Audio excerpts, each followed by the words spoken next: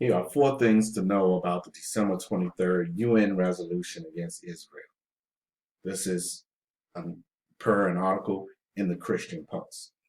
As President Obama finishes his final weeks in office, his actions at the United Nations last week, where the U.S. delegation refrained from vetoing a resolution condemning Israel, are causing quite a stir.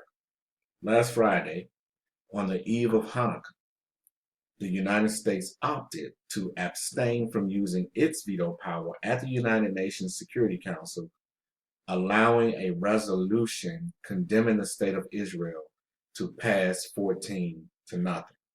The resolution, among other things, states that Jewish settlements in the West Bank and East Jerusalem violates international law, saying they have no legal validity and that those settlements are a barrier to peace in the region. This historic decision is troubling notable members of Obama's own party, particularly Jewish Democrats. Likewise, many Christian supporters of Israel are raising objections.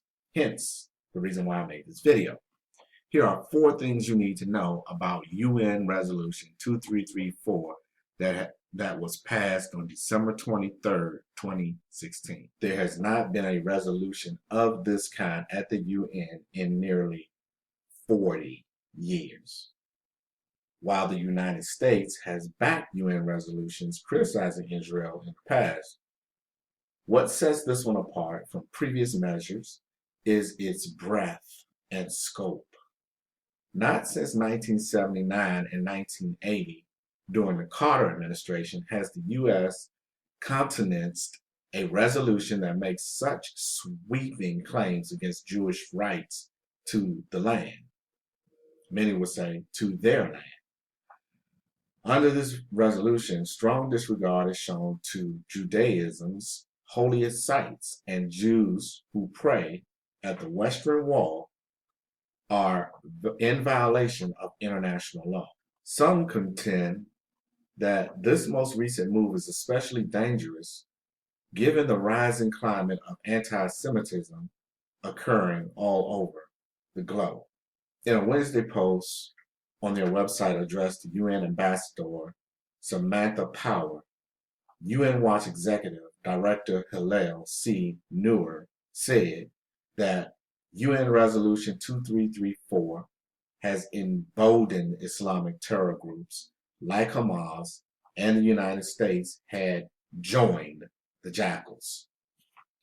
By enshrining in the text of the resolution the 4 June 1967 lines, which were Israel's internationally recognized borders before the Six-Day War in 1967 began, the United States has reneged on its prior promise to Israel, he argued. Writing in Providence Magazine Thursday, Anglican theologian Gerald McDermott, a professor at Beeson Divinity School in Alabama, noted that the resolution makes egregious allegations against Israel, including that it violates Article 49 of the Fourth Geneva Convention, which prohibits forced deportations of peoples. Quote, "This is ironic," McDermott said, "because this convention was adopted to prevent crimes like the Nazi deportation of Jews to death camps," end quote. Quote, "But no Israelis are being deported against their will. They are moving voluntarily, nor is any Palestinian Arabs being deported or transferred," end quote. He added. Some contend President Obama orchestrated this move himself, pressuring nations to vote against Israel. There are some scriptures in the Bible that talk about how in the last days all nations will come against Israel.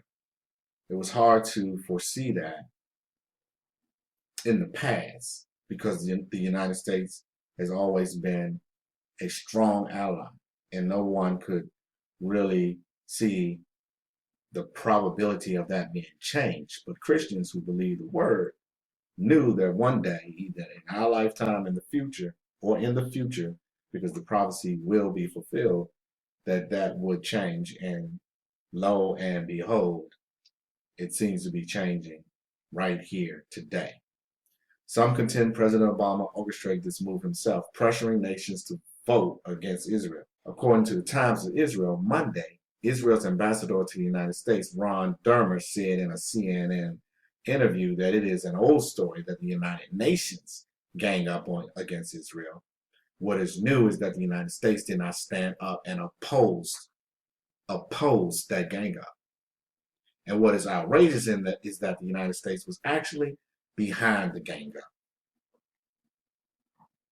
Similarly, in a Sunday CNN interview, Netanyahu spokesman David Kayes said, "We have ironclad information, frankly, that the Obama administration really helped push this resolution and helped craft it from sources internationally and sources in the Arab world." Vice President Biden was also apparently in on this, pressuring Ukraine to vote for the resolution when they were considering abstaining, according to the Jewish magazine Tablet. The Obama administration wanted the optics of a unanimous vote. According to an unnamed source, whom Tablet called a highly placed figure within the Israeli government with strong connections to Ukrainian government sources, the Americans directly pressured the Ukrainian delegation at the UN and Ukrainian President Poroshenko in Kiev to vote against Israel. That Biden told them to do it is 100% true, the source affirmed, the report said. Whether this is all true remains to be seen. President-elect Trump attempted to thwart the resolution passing and is now saying he intends to undo these UN actions. Prior to UN vote on December 23rd, Egypt had presented a resolution the day before condemning Israeli settlements. When the Egyptians requested a delay on the vote, another one was put forward, sponsored by New Zealand, Senegal, Malaysia, Venezuela, which ultimately passed. As the New York Times reported last Thursday, the president-elect and Egyptian President Abdel Fattah el-Sisi spoke by phone after Israeli officials reached out to Trump for help. Shortly after the resolution passed, Trump tweeted the following, quote, "As to the UN, things will be different January 20th, end quote." On Wednesday, amid the fallout over this move, Trump released 2 tweets in support of Israel. Quote, "We cannot continue to let Israel be treated with such total disdain and disrespect. They used to have a great friend in the U.S., but not anymore. The beginning of the end was the horrible Iran deal, and now this UN. Stay strong, Israel. January 20th is fast approaching." End quote. Some suspect that Trump will pull U.S. funds from the UN, amounting to nearly a quarter of its operating budget. Additionally, Trump recently named David Friedman, a New York bankruptcy lawyer, who served as his advisor on Israel during the campaign, as his choice for the U.S. ambassador to Israel. Friedman has said that he intends to carry out his new job from Jerusalem, lending further credence to the idea that Trump administration will keep its promise to move the U.S. embassy in Israel from Tel Aviv to Jerusalem. The move has divided Jewish Democrats, including some who have been strong Obama supporters. Alan Dershowitz, professor emeritus at Harvard Law School, has been one of the fiercest critics of this recent action. In a Monday Fox News interview, Dershowitz recounted that when Obama called him into the Oval Office to solicit his support for president prior to the 2012 election, he promised to always have Israel's back. Quote, I didn't realize what he meant is that would have his back to stab them in the back, Dershowitz said. Quote, I supported his domestic policy. I liked him on Supreme Court appointments, but he created a terrible conflict for people, many like me, liberal Democrats, who support his domestic policy but think he was an appalling president when it came to foreign policy. He continued. Former DNC head and Florida Congresswoman Debbie Wasserman Schultz also criticized the move. Following the vote, she said on her website, it is baffling and unacceptable that the Obama administration would abstain on this blatant attempt to internationalize this conflict and perpetuate the UN atrocious and biased record against our only true and dependable ally in the Middle East, the State of Israel. Simply put, today's vote did nothing to bring us any closer to a lasting peace. Instead, it has accomplished just the opposite. End quote. Yet others have praised the move as a positive development. J Street, a liberal Jewish advocacy group that is an ardent proponent of the two-state solution, welcomed the resolution.